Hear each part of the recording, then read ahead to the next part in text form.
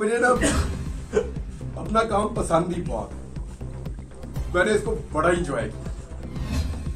अगर आपको ये काम पसंद है ना तो इसको करते रहना। डिजिटल मीडिया में वही आते हैं जिनको ये काम पसंद है। ये तनख्वाह तो यहाँ मिलती नहीं है, आप अपने दिल से आते हैं, पहले धक्के खाते हैं, जोर लगाते हैं, खबरें इकट्ठी करने की कोशिश, कभी इधर भाग कभी उधर भाग। ये सारे तो जुनूनी और शौकीन लोगों का काम है जो डिजिटल मीडिया में आए। इनका पैशन भी हमारे इलेक्ट्रॉनिक या प्रिंट मीडिया के लोगों से ज्यादा है। तो मुझे तो अपने काम में ही बड़ी इच्छा आई है जैसे आप लोगों को सबको आ रही है। सहाफ़ी तंजीमों के किरदार के ऊपर आपको लेकर जब आपको गुमशुदा किया गया, लापता किया गया, सहाफ़ी तंजीमें डेफिनेटली सहाफ़ी तंजीमों का एक किरदार रहा है हमेशा से लोगों के लिए, दावे करती हैं कि हम बाहर निकलती हैं। लेकिन आपने आपके मुद्दे को लेकर सहाफ़ी तंजीमों का जो किरदार आप तक पहुंचाया गया जब आप वापस आए या अब तक खबरें पहुंची, उसको किस तरह से? देखिए, मैं एक चीज तो आपको क्लियरली कह दूं कि मुझे गिला नहीं है। अगर किसी ने मेरे पे कीचड़ उछाला या किसी ने इसको गलत तरीके से पोर्ट्रे किया, उससे है मुझे प्रॉब्लम। यानी तलत हुसैन ने कहा कि मैं खुद ही चला गया हूं और खुद ही आ गया हूं। क्यों भाई? तलत हुसैन ने कहा, उनको कहां से ये बात पता चली? या उनको मैंने तो नहीं ये बात कही? तलत हुसैन खुद ही चला गया, खुद ही आ गया, वो तो ये उन्होंने एक्सप्लेन कर दिया। जहां मेरा गिला बनता है, जो नहीं बोल पाया उससे क्या गिला कर, मजबूरी होगी कोई।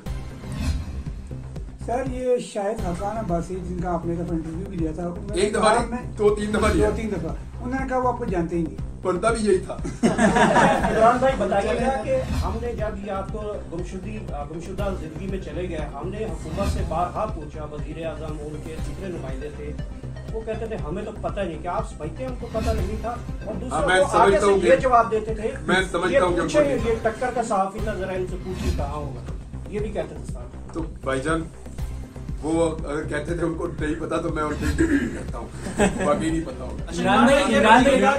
आपके वक्त का मैं कायल हूँ, कम से कम मैं आपके व्लॉग्स बड़े रेगुलर सुनता था, और 17 जुलाई 2022 को जब इंतखाबात हुए थे, आपने कहा था कि हर तरफ से सर्वे हो रहे थे, वो हुकूमत में भी थे, पावरफुल भी थे, कहते थे 1 सीट 2 सीटें पीडीआई जीतेगी। एग्जैक्टली ऐसा ही मैंने कहा था कि ये 15 से ऊपर चले जाएंगे। बिल्कुल ऐसे ही एग्जैक्टली वही हुआ था। अभी ये बताइए, जो इस टाइम की यानी कि सिचुएशन है, ताकतवर मजीद ताकत में है, तो अब ये फिर उसी तरीके की रिगिंग करने की कोशिश करेंगे जो प्री पोल रिगिंग स्टार्ट भी हो चुकी हुई है। अब आप बताएं, अपना वो ओपिनियन दें, क्योंकि अब आप फील्ड में आ चुके हैं। मैं आपको एक खबर दे देता हूँ कि नवाज शरीफ के लिए अच्छी खबर नहीं है। इमरान खान के हवाले से भी एक कमेंट। देखिए, उनका अभी मुबहम है, मैं कुछ कह नहीं सकता, मेरे पास कोई इतनी क्लियर खबर नहीं है, लेकिन नवाज शरीफ के लिए अच्छी खबर नहीं है। इमरान भाई कुछ दिन तक आप कह सकते हैं कि नमाज हो रही है, इन्फॉर्मेशन की बुनियाद पे मैं आपको कह रहा हूं। मतलब इस खबर के बाद तो नौरीन और होने लग जाएगी, नमाज होना शुरू हो जाएगी। इस खबर के बाद नौरीन और रोएगी। इमरान भाई ये बता दें, एक मुश्किल सूरत हाल से आप गुजर कर वापिस आ गए और अब आप ये कह रहे हैं कि मैं दोबारा से अपने रिदम के साथ अपने व्लॉग भी, अपना जो मौकफ था वो भी शुरू करूंगा। क्या आपको फिर से वो खौफ नहीं है कि कहीं आपको दोबारा उठाने लिया जाए?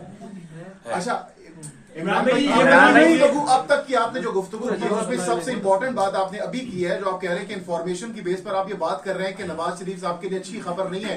दूसरी तरफ वो लोग बहुत कॉन्फिडेंट भी है, मीडिया में आकर कह रहे हैं कि भाई हम लोग अगली हुकूमत बना रहे हैं, तो मजीद वजाहत करना चाहेंगे इस इन्फॉर्मेशन की? मजीद थोड़ी गल नहीं बनी। मियां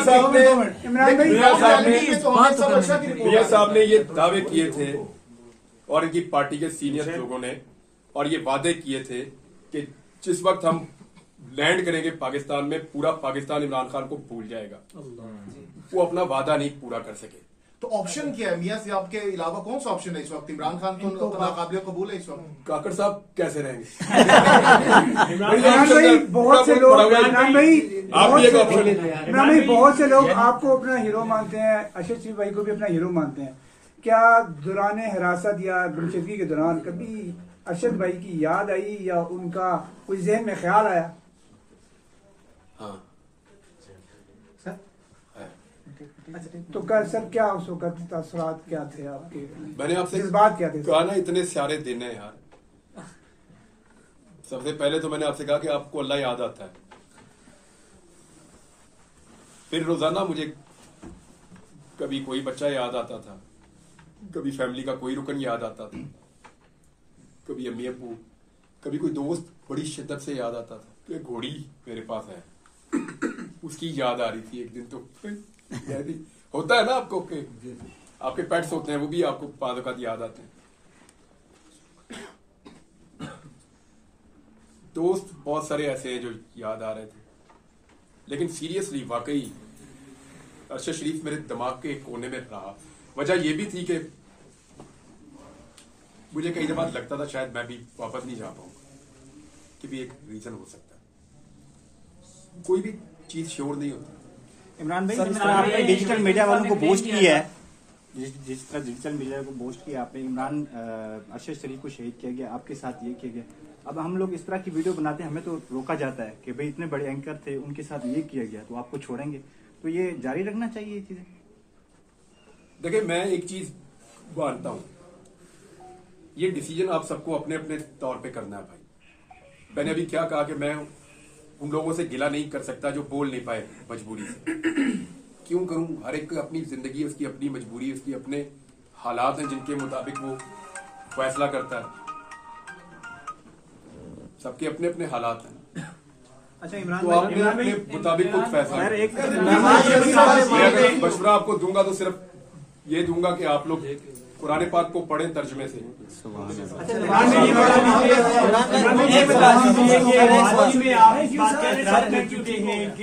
रज़ी भाई एक भी नहीं किया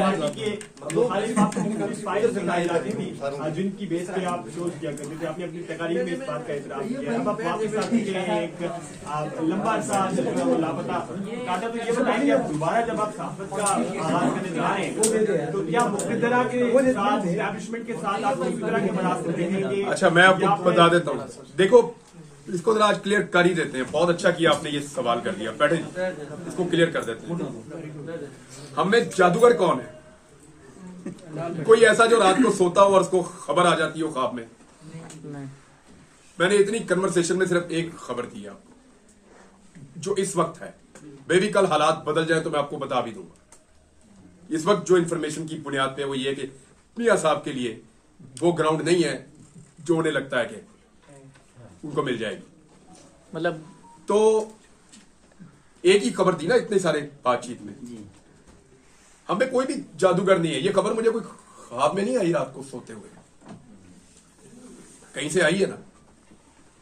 इसी तरह हमारे सोर्सेस होते हैं, कभी पुलिस में, कभी एजेंसियों में, कभी नैब में, कभी ब्यूरोक्रेसी में, जहां से हम सारे खबरें ले रहे होते हैं। ऐसे ही खबरें आती हैं और उनको हम वेरीफाई करके अपने आप को कायल करते हैं और चला देते हैं। आपको ये जुमला तो याद है कि मैंने फाइलें देखी, लेकिन उसके बाद एक जुमला था, उसको याद करो, निकाल के सुनो और इस वीलॉग में लगाना कि पहले मैंने अपने आप को कायल किया। कैसे किया? Fact check. मैंने इनको लेटर लिखे थे शरीफ फैमिली को कि इसका जवाब दो। इनके पास किसी सवाल का जवाब नहीं था। तो जब मैं कायल हो गया तो मैंने अपना काम किया। हाँ, मुझे आज भी कोई भी पाकिस्तान का कोई भी इदारा मुझे आज भी खबर देगा तो मैं लूंगा उससे। क्यों नहीं लूंगा? लूंगा खबर, लेकिन अपने तरीके से उसको वेरीफाई करके चलाऊंगा, जैसे मैं पहले करता था। आज भी लूंगा। देखें, ये नहीं हो सकता कि हमें ख्वाब में खबर आए और हम चला दें। ये he said she said journalism नहीं है। आपके सोर्सेज बनते हैं इदारों में, महकमों में, एजेंसियों में, डिपार्टमेंट्स में, सहाफियों में, पॉलिटिकल पार्टीज में। वहां से आप खबरें निकालते हैं। हादसाती तौर पे तो आपको कभी अचानक ही कोई खबर मिलती है। जैसे मैं एक दिन सड़क से जा रहा था तो गोली चल गई। मैं उतर के देखा तो वो अंग्रेज था, वो गोलियां मार रहा था। रेमंड डेविस मैं मौके पे खड़ा था। ये हादसाती तौर पे मुझे खबर मिल गई, लेकिन उसका नाम रेमंड डेविस था और वो अमेरिकन है। ये पता करने के लिए मुझे अपने पुलिस के सोर्स को एक्टिवेट करना पड़ा और एक एजेंसी के। वहां से फिर पता चला कि ये एक्चुअली बंदा कौन था। खबर ख्वाब में नहीं आती भाई। आइंदा भी मिलेगी तो खबर दूंगा। उस पर काम करूंगा और आपको दूंगा।